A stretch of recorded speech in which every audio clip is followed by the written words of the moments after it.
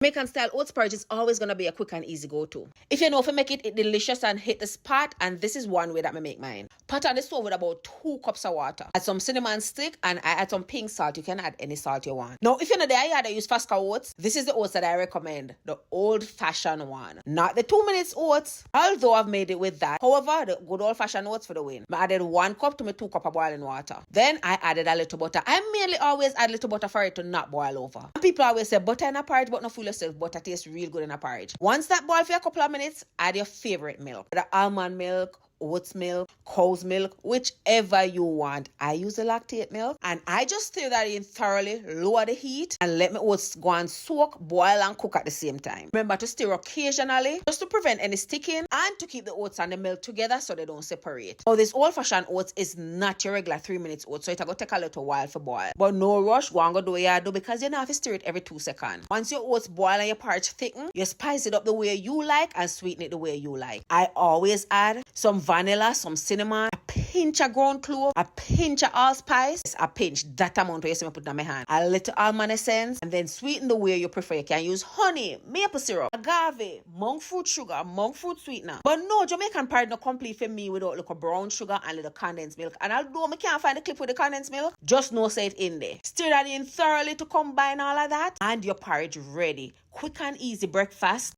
even lunch or dinner, depending on what you like. I do sometimes like breakfast for dinner. And usually me like a couple crackers on the side, tough crackers, me not have none. But all me did was just top it with a little more condensed milk because it really just wasn't sweet enough for me. And this was delicious. You can never miss. But some me used to oats porridge back home in Jamaica. But boy, when me come a foreign, you see oats all kind of way. Why some people make some tick up something and call it oats porridge. And because this is a judgment-free zone, you can make your oats however you want, but this is how I make mine.